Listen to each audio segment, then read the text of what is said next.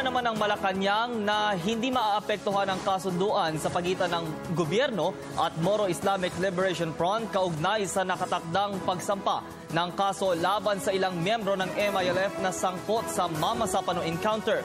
Ayon kay Deputy Presidential Spokesperson Abigail Valte, nananatiling tiwala ang magkabilang panig na magtatagumpay ang isinusulong na peace process sa bansa. Narito naman ang report ni Rocky Ignacio.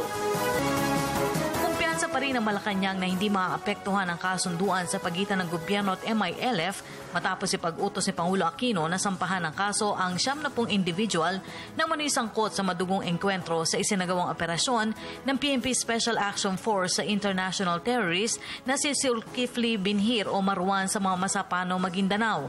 Ayon kay Deputy Spokesperson Abigail Valte, determinado si Pangulong Aquino na bigyan daan ng kapayapaan sa Mindanao sa pamamagitan ng pagpasa sa Bangsamoro Basic Law na nakapaloob sa Comprehensive Agreement on the Bangsamoro sa pagitan ng gobyerno at MILF. Kasama kasi sa sasampahan ng kaso ng Department of Justice ang mahigit 20 MILF members pati na rin ang Bangsamoro Freedom Fighters at private armed group sa Lunes.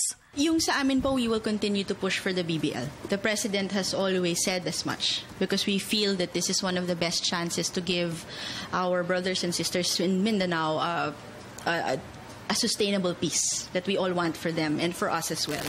So as far as the President is concerned, he will keep pushing for the BBL. Nananatili rin anyang bukas ang linya ng pamahalaan at MILF kaugnay na implementasyon ng prosesong pangkapayapaan. Nauna nang sinabi ni Pangulo Aquino na tumulong ang MILF para maibalik ang mga naiwang armas ang nasawing sa 44 sa engkwentro. Let me check Secretary Deles, but I know that their consultations, their lines have always been kept open. In fact, I think magkasama sila ngayon because they have a forum with the MILF negotiator, si Iqbal. Alam ko kasama ngayon ni Secretary Dele si Ginoong Iqbal.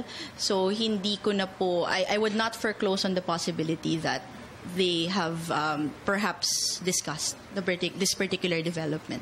Samantala, ipinauubayan na ng Malacanang sa pamunuan ng PNP ang pagkakaloob ng pagkilala sa SAF-44 na nasawi sa gitna ng operasyon laban sa teroristang si Marwan. Ayon kay Valte, nirirespeto ng palasyo ang proseso ng PNP ukol dito. We want to respect the process there, Leo, kasi mahirap naman sabihin, kami naman yung maakusahan na pinupulitika o baka sabihin ginagamit namin. So we want to keep the process as is, to keep it as neutral as possible for everyone because the process naman has already started.